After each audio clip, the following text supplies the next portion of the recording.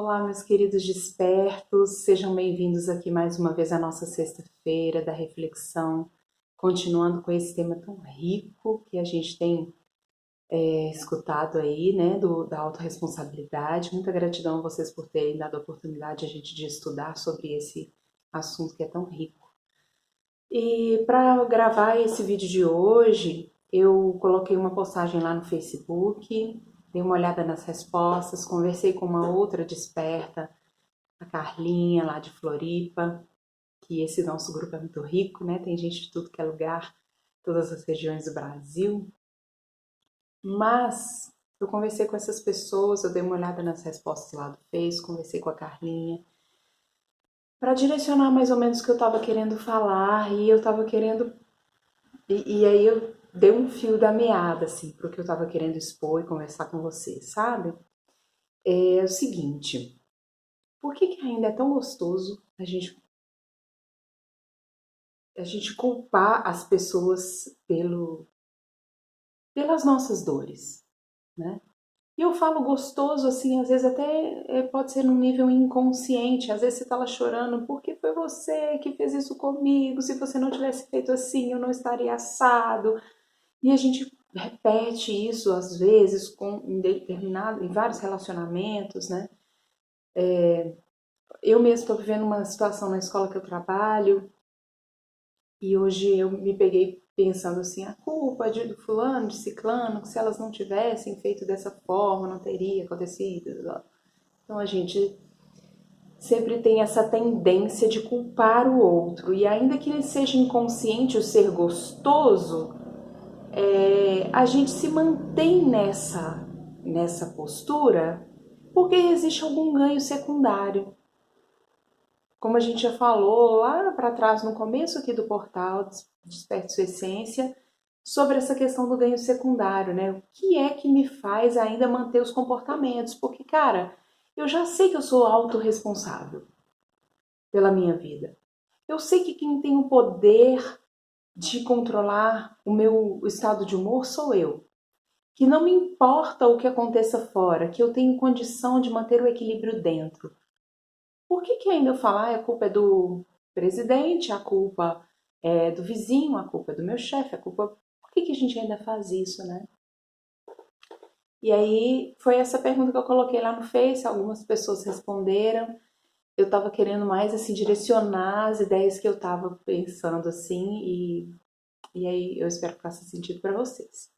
Eu dei uma olhadinha no dicionário etimológico. Não sei se vocês conhecem o dicionário etimológico. Ele fala da etimologia das palavras. Ele busca a origem das palavras, se vem do grego, se vem do latim, qual é a origem da palavra, e a partir da origem ele te dá um significado e a estrutura, a formação daquela palavra. Eu acho bem bacana. E culpa, no dicionário etimológico, culpa vem do latim, que significa erro, negligência, engano, essas questões todas que a gente sabe. E aí, qual é a ideia? Do que eu queria falar para vocês. Se eu culpo alguém, é porque eu acho que o outro está errado. Eu acho que foi ele que errou. Você é culpado. Você errou. Você é culpado por eu estar assim. Você errou comigo. Da mesma forma que a gente fala assim, minha culpa, e olha só que interessante. Olha só que interessante. Não existia o culpado, na origem das palavras, o culpado era sempre o outro. Foi com um latim eclesiástico, que é um latim utilizado dentro da igreja, pelos sacerdotes, pelos estudiosos da igreja, que surgiu a expressão minha culpa. Já ouviram falar disso? Tipo, essa minha culpa, minha máxima culpa? Já ouviram alguma coisa assim? Eu já não lembro aonde, não sei se foi filme, não sei. Não sei se é alguma lembrança de outras existências, mas enfim. Minha culpa, meu erro. Ou então o culpado é o outro, o erro do outro. E aí vem uma dificuldade nossa. Eu anotei aqui uma colinha do meu fio da meada, A dificuldade nossa é a questão com o erro.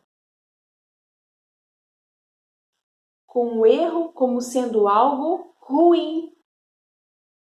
Com o erro sendo algo que a gente precisa punir o outro ou a si mesmo. E aí a gente não aceita que o outro erre. Assim como nós também fazemos conosco mesmos, nós não aceitamos quando nós erramos, porque o erro é ruim.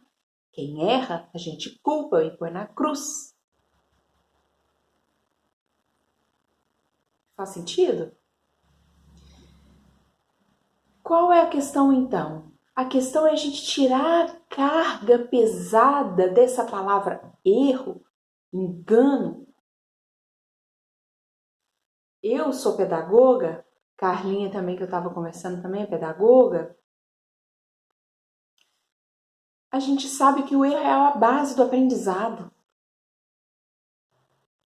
E nós, intuitivamente, sabemos disso. A gente sabe que é quando a gente cai da bicicleta que a gente consegue vai reaprendendo mais. É de tanto fazer errado que um dia vai dar certo. Tipo, tirar a carteira de motorista.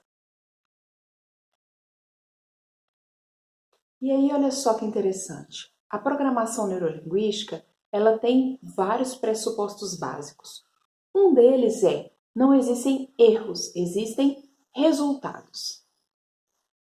Não existem erros, existem resultados. Como é isso? Quando você faz a opção, por exemplo, você se casou, você fez essa opção, você fez essa escolha. Ou você já está casado há muito tempo, um casamento desgastado por algum motivo e você não se separou, você fez a opção de continuar casado. Não existem erros, existem resultados.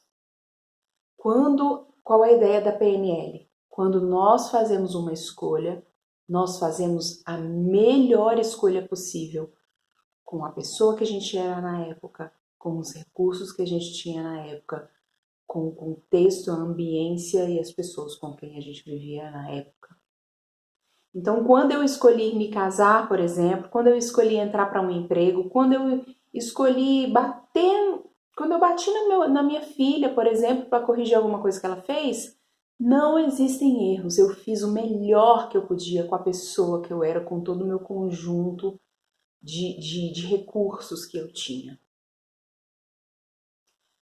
Anos se passaram, o tempo passou. A Roberta é outra.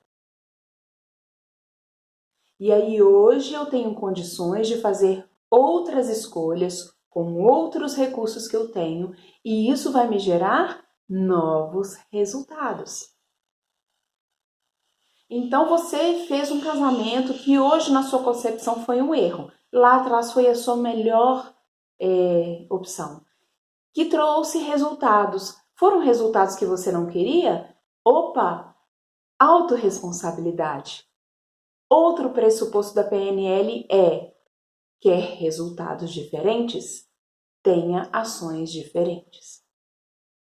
Então, aquela opção sua lá de 10 anos atrás, hoje te gerou resultados que você não deseja, não foi erro, foram as suas melhores escolhas. Só que hoje você quer novos resultados, resultados diferentes. Faça escolhas diferentes. E aí entra a autorresponsabilidade. Aí entra o nosso poder pessoal. Nós estamos no grupo terapêutico Desperte a Sua Essência. Nós temos novos recursos para fazermos novas escolhas. Basta a gente assumir a responsabilidade pela nossa própria vida. Ufa, Roberta, vou fazer uma pergunta que veio aqui na minha própria cabeça agora, que é algo que eu também conversei com a Carlinha. Roberta, que bonito isso que você está falando, autorresponsabilidade, fazer novas escolhas. Você faz isso para a sua própria vida? Tudo que você fala para a gente, você pratica? Não, não pratico. É por isso que eu falo para vocês. E aí é outra questão de autorresponsabilidade que eu quero trazer. Porque eu tenho despertos aqui que estão convidando outras pessoas para serem despertos também. Que estão falando para as pessoas, esse grupo está fazendo diferença na minha vida, vem pro grupo, vem pro grupo. Tá lindo esse movimento. Gratidão por esse movimento, por vocês confiarem no nosso trabalho. Só que vai chegar um momento, e talvez já chegou, em que a gente vai, cara, cadê minha autorresponsabilidade? Eu já sei disso tudo e eu não tô fazendo. O que é que tá acontecendo? Baby steps. Passinhos de bebê. Os processos da alma são lentos. Não abramos mão da nossa autorresponsabilidade. Vai ter momento que a gente vai parecer que está estagnado? Vai. Vai ter momento que a gente vai parecer que até voltou para trás? Vai. Mas não desistamos de nós mesmos, de nosso processo de autoaperfeiçoamento, nosso processo evolutivo.